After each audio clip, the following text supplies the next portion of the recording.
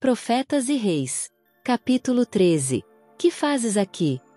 Este capítulo é baseado em 1 Reis 19, versos 9 a 18. O retiro de Elias no Monte Horebe, embora escondido dos homens, era conhecido de Deus, e o sofrido e desencorajado profeta não fora deixado a lutar sozinho com os poderes das trevas que o estavam pressionando. À entrada da caverna, onde Elias se refugiara, Deus encontrou-se com ele, por meio de um poderoso anjo enviado para inquirir-lhe sobre suas necessidades e tornar claro o divino propósito para Israel. Antes que Elias tivesse aprendido a confiar inteiramente em Deus, não poderia completar sua obra por aqueles que haviam sido seduzidos pelo culto de Baal. O assinalado triunfo nas alturas do Carmelo tinha aberto caminho para vitórias maiores ainda. No entanto, Elias tinha recuado das maravilhosas oportunidades abertas perante ele, pelas ameaças de Jezabel. O homem de Deus devia ser levado a compreender as fraquezas de sua presente posição em comparação com o terreno vantajoso que o Senhor queria tivesse ele ocupado. Deus veio ao encontro de seu provado servo com a pergunta: Que fazes aqui, Elias? 1 Reis 19, verso 9. Eu te enviei ao ribeiro de Quirite, e mais tarde à viúva de Sarepta. Dei-te a comissão de retornar a Israel, e estar diante dos sacerdotes idólatras no Carmelo. Cingi-te de força para guiares o carro do rei à entrada de Jezeel. Mas quem te enviou nesta fuga apressada para o deserto? Que missão tens aqui? Em amargura de alma Elias externa sua queixa. Tenho sido muito zeloso pelo Senhor Deus dos exércitos, porque os filhos de Israel deixaram o teu concerto, derribaram os teus altares, e mataram os teus profetas à espada. E eu fiquei só, e buscam a minha vida para matirarem. 1 Reis 19, verso 10. Convidando o profeta a deixar a caverna, o anjo lhe ordena que se ponha perante o Senhor no monte e atente à sua palavra. E eis que passava o Senhor, como também um grande e forte vento que fendia os montes e quebrava as penhas diante da face do Senhor. Porém o Senhor não estava no vento. E depois do vento um terremoto. Também o Senhor não estava no terremoto, e depois do terremoto um fogo. Porém também o Senhor não estava no fogo, e depois do fogo uma voz mansa e delicada. E sucedeu que, ouvindo Elias, envolveu o seu rosto na sua capa, e saiu para fora, e pôs-se à entrada da caverna. 1 Reis 19, versos 11 a 13. Não nas grandiosas manifestações do divino poder, mas na voz mansa e delicada, Deus escolheu revelar-se a seu servo. Ele desejava ensinar a Elias que nem sempre a obra que faz as maiores demonstrações é a mais bem-sucedida em realizar o seu propósito. Enquanto Elias esperava pela revelação do Senhor, desabou uma tempestade, cintilaram relâmpagos e um fogo devorador passou varrendo. Mas Deus não estava em nada disto. Então veio a voz mansa e delicada, e o profeta cobriu a cabeça ante a presença do Senhor. Seus queixumes foram silenciados, seu espírito abrandado e submetido. Ele sabia agora que uma calma confiança, uma firme segurança em Deus, seriam para ele sempre um auxílio presente em tempo de necessidade. Nem sempre é a mais brilhante apresentação da verdade de Deus que convence e converte a alma. Não pela eloquência ou lógica é alcançado o coração dos homens, mas pela suave influência do Espírito Santo, a qual opera silenciosa conquanto seguramente na transformação e desenvolvimento do caráter. É ainda a voz mansa e delicada do Espírito de Deus que tem poder para mudar o coração. Que fazes aqui, Elias? A voz interrogou, e de novo o profeta respondeu: Eu tenho sido em extremo zeloso pelo Senhor Deus dos exércitos, porque os filhos de Israel deixaram o teu concerto, derribaram os teus altares, e mataram os teus profetas à espada. E só eu fiquei, e buscam a minha vida para matirarem. 1 Reis 19, versos 9 e 10. O Senhor disse a Elias que os praticantes do mal em Israel não ficariam impunes. Homens iriam ser especialmente escolhidos para cumprir o propósito divino na punição do reino idólatra. Havia uma rígida obra a ser feita, para que a todos fosse dada a oportunidade de tomar posição ao lado da verdade de Deus. Elias mesmo devia retornar a Israel, e partilhar com os outros o fardo de levar a efeito uma reforma. Vai, o Senhor ordenou a Elias, volta pelo teu caminho para o deserto de Damasco, e vem, e unge Azael rei sobre a Síria.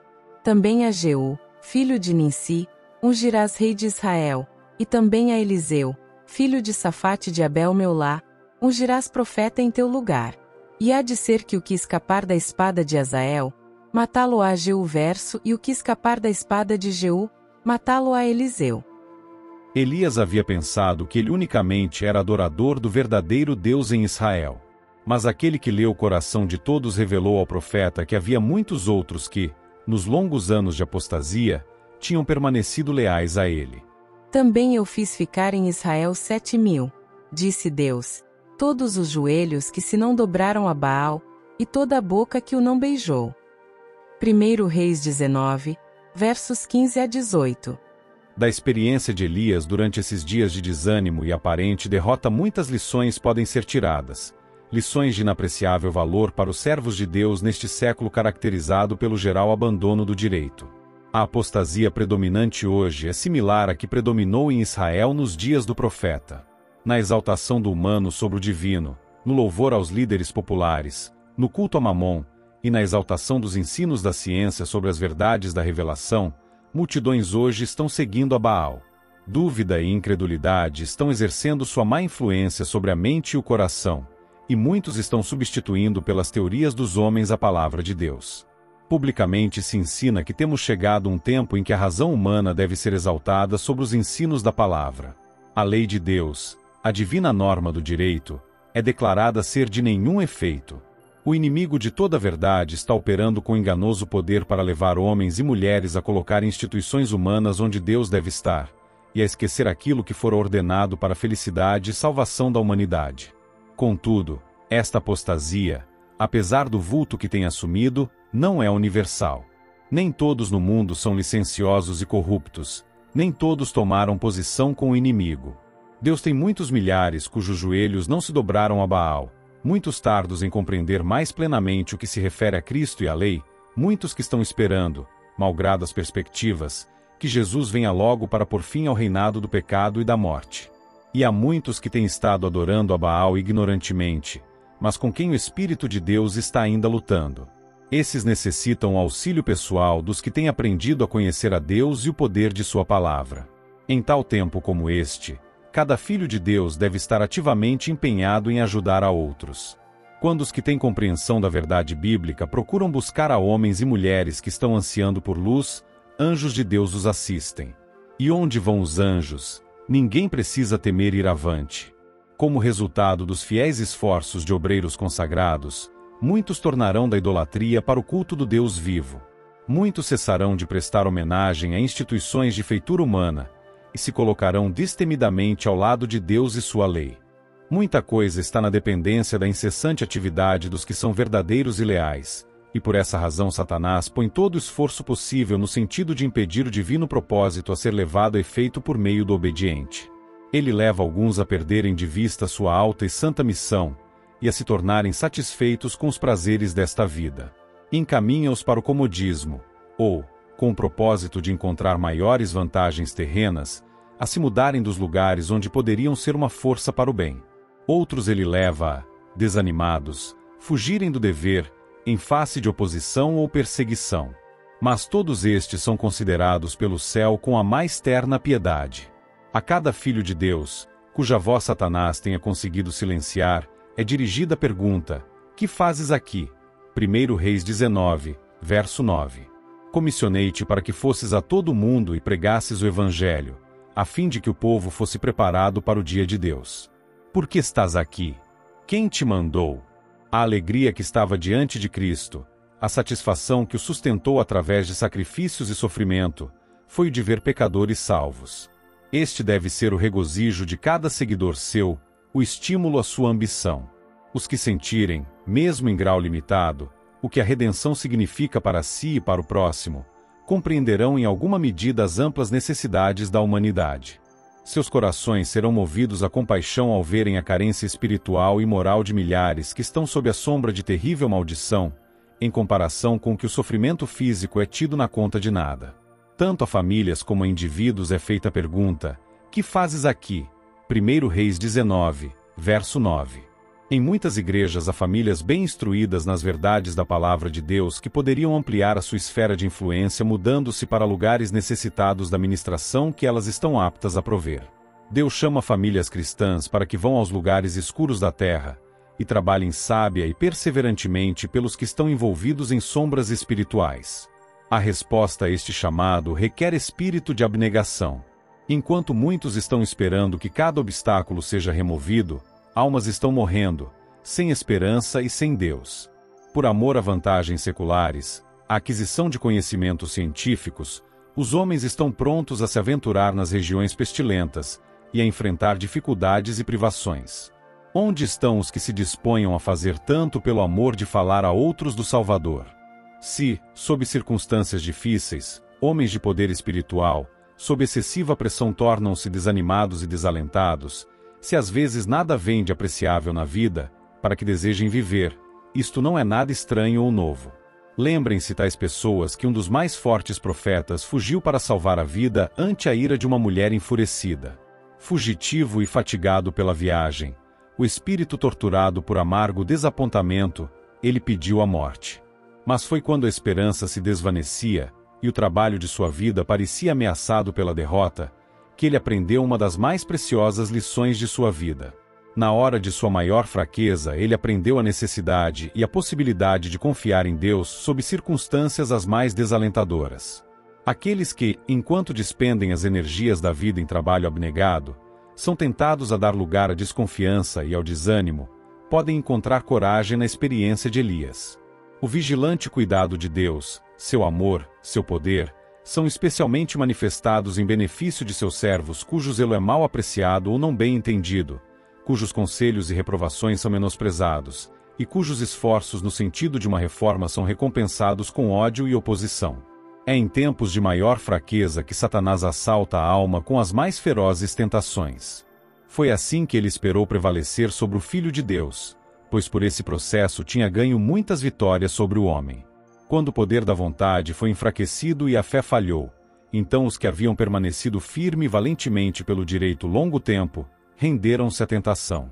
Moisés, extenuado por 40 anos de peregrinação e incredulidade, perdeu por um momento seu apego ao poder infinito. Ele falhou justo no limiar da terra prometida.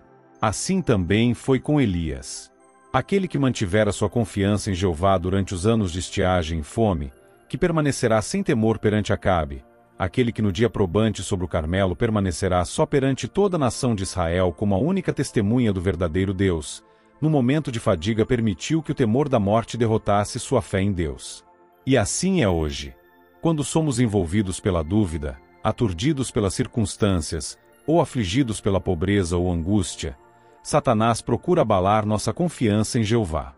É então que ele faz desfilar diante de nós nossos erros, e tenta-nos a desconfiar de Deus, a pôr em dúvida seu amor. Ele espera desencorajar a alma e quebrar nossa firmeza em Deus. Aqueles que, na vanguarda do conflito, são impelidos pelo Espírito Santo a fazer um trabalho especial, frequentemente sentirão uma reação quando a pressão for removida. O desânimo pode abalar a fé mais heróica e enfraquecer a mais firme vontade. Mas Deus compreende, e ainda se compadece e ama. Ele lê os motivos e os propósitos do coração.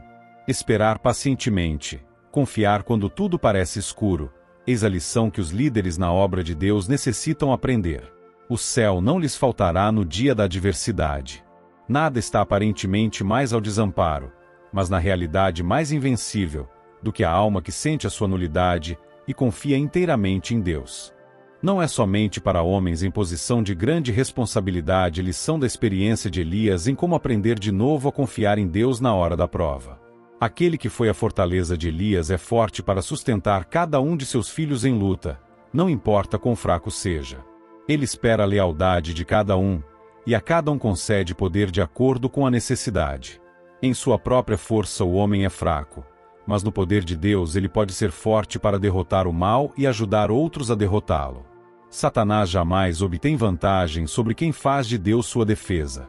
De mim se dirá, deveras no Senhor, a justiça e força. Isaías 45, verso 24. Companheiro cristão, Satanás conhece tuas fraquezas, apega-te, pois, a Jesus. Permanecendo no amor de Deus, poderás resistir a cada prova. A justiça de Cristo unicamente pode dar-te poder para te opores à onda do mal que está inundando o mundo. Acrescenta fé à tua experiência. A fé faz leve cada fardo, alivia cada fadiga. Providências que são agora misteriosas poderás compreender por contínua confiança em Deus. Anda pela fé no caminho que Ele traçar. Sobrevirão provas, mas prossegue avante. Isto fortalecerá a tua fé e te preparará para o serviço. Os registros da história sacra são escritos, não meramente para que possamos ler e nos maravilhar, mas para que a mesma fé que operou nos servos de Deus no passado possa operar em nós. De maneira não menos acentuada, o Senhor operará agora, onde quer que haja corações de fé para serem canais de seu poder. A nós, como a Pedro, é dito: Eis que Satanás vos pediu para vos cirandar como trigo, mas eu roguei por ti, para que a tua fé não desfaleça. Lucas 22, versos 31 e 32. Cristo jamais abandona aqueles por quem morreu. Nós podemos deixá-lo, sendo esmagados pela tentação, mas Cristo jamais pode deixar aqueles por quem pagou o resgate com sua própria vida. Pudesse nossa visão espiritual ser ativada, e veríamos almas curvadas sob a opressão e carregadas de aflição, oprimidas como uma carreta sob pesada carga, e quase a perecer em desencorajamento. Veríamos anjos voando velozes em auxílio desses tentados, forçando a retroceder as legiões do mal que o sitiavam, e colocando seus pés sobre firme plataforma. As batalhas entre os dois exércitos são tão reais como as travadas pelos exércitos deste mundo, e do resultado do conflito espiritual dependem destinos eternos. Na visão do profeta Ezequiel havia a aparência de uma mão sob as asas dos querubins. Isso deve ensinar aos servos de Deus que é o divino poder que dá sucesso. Aqueles a quem Deus emprega como seus mensageiros não devem sentir que a obra do Senhor depende deles. Seres finitos não são deixados a levar este fardo de responsabilidade. Aquele que não dormita, que está continuamente atento à sua obra para a realização de seus desígnios, promoverá seu trabalho. Ele subverterá os propósitos dos ímpios, e levará a confusão aos conselhos dos que planejam contra seu povo. Aquele que é o Rei, o Senhor dos Exércitos, assenta-se entre os querubins, e em meio aos conflitos e tumultos das nações, ele guarda seus filhos ainda. Quando as fortalezas dos reis forem subvertidas, quando as setas da ira ferirem o coração de seus inimigos, seu povo estará seguro em suas mãos.